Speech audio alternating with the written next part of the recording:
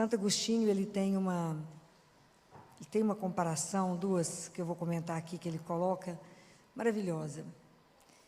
Ele diz que nós fomos feitos, o projeto de Deus para cada um de nós é algo tão grande, que nós não conseguimos ter dimensão, porque o nosso coração é muito estreito.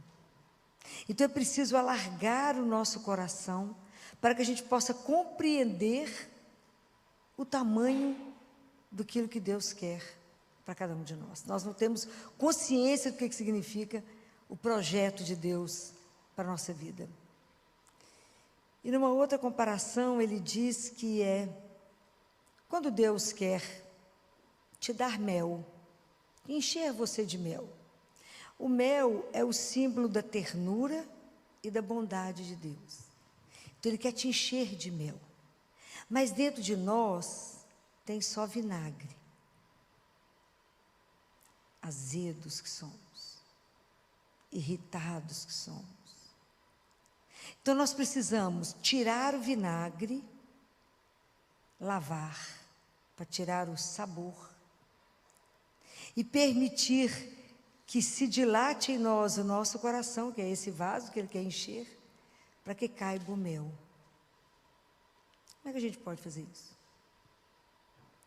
Há um caminho que a gente pode viver isso.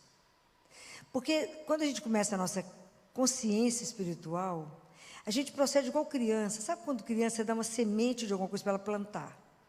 Então ela corre, planta, faz tudo que a mãe orienta, ou o pai orienta, planta, e no dia seguinte ela levanta e vem correndo para ver se já nasceu, né? Inclusive já deu fruto, flor. Aí chora quando vê o que aconteceu, nada. É a nossa vida espiritual. Nós temos pressa e achamos que na nossa vida espiritual ela é um caminho de mágica. Não é um caminho de mágica. É um caminho de investimento. É um caminho de muita luta pessoal. É um caminho de trabalho conosco. Porque senão a gente não consegue sair do lugar. Então, quando nós ouvimos no Evangelho de domingo, aquele jovem que veio correndo atrás de Jesus e fala com ele: mestre, o que eu faço para conseguir a vida eterna? É tudo que a gente deseja. Porque os mandamentos eu já sei todos, já cumpro. Mas imagina, para nós que estamos no caminho, viver os mandamentos é o óbvio, não é? Não é? É igual hoje, quando uma pessoa passa mal do coração, a gente faz só o eletro, não é o óbvio? Só que o eletro acrescenta quase nada. É igual quando uma criança tem uma doença genética, a gente faz o cariótipo, é quase nada. De tantas outras coisas que tem para serem feitas. É a mesma coisa na nossa vida espiritual. Os 10 mandamentos já parece que é uma coisa óbvia, que não só conhecemos, mas a gente cumpre. Não é não? Não é? Então, o que mais, Senhor? Como é que eu posso dilatar meu coração? Como é que eu posso trabalhar tudo isso?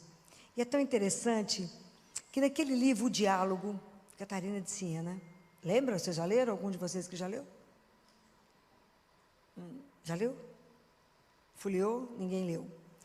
Catarina de Siena é a segunda doutora da igreja. A primeira, Teresa de Ávila. A segunda, Catarina. E Deus Pai fala com ela assim: Catarina, você precisa me fazer 3 pedidos. É luta que eu vou falar agora. Só podia vir de um pai, né? Só podia vir do pai. Então, você me peça, Catarina, um coração que seja inflamado pela caridade. E a caridade, ela é alimentada, sustentada pela paciência e humildade. Se você não tiver uma das duas, então você não tem nada. Isso é só o primeiro pedido.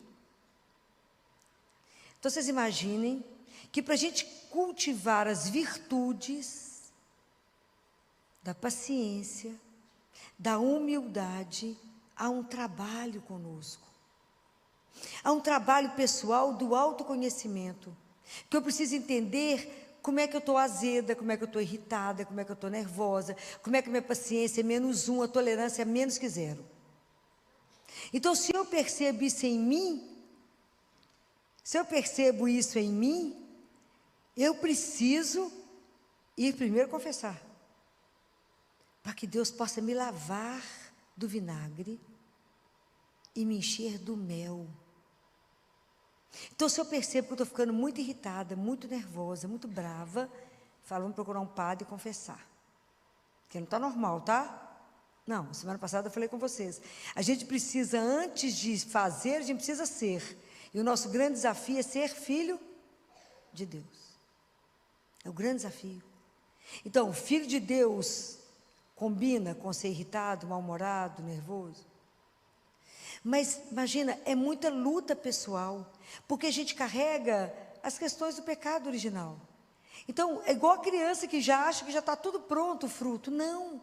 Tem um trabalho constante em mim que eu preciso fazer. E esse trabalho constante é a oração. A única coisa capaz de dilatar o nosso coração é a oração. Então eu preciso pedir a Ele a graça de me ver. Fala, me ajuda a perceber os meus pecados. Me ajuda, inclusive, a conhecer os pecados ocultos, igual está escrito lá no Salmo 19. Lá no Salmo 19, está escrito assim no versículo 13. Quem pode discernir os próprios erros? Purifica-me das faltas escondidas. Às vezes a gente não tem consciência nem que está errando, nem que está pecando. Então a gente precisa pedir a Ele. Então a oração, ela é uma arma das mais poderosas que nós temos na mão. Para falar, Senhor, como é que eu vou adquirir a virtude da paciência, se isso não for uma graça, não for um dom doado? Como que eu vou adquirir? Como é que eu vou adquirir a consciência da humildade? Humildade é a consciência que eu sou um pó, que eu sou criatura e Ele é o Criador. Que tudo que eu não consigo nada se não for a graça de Deus na minha vida.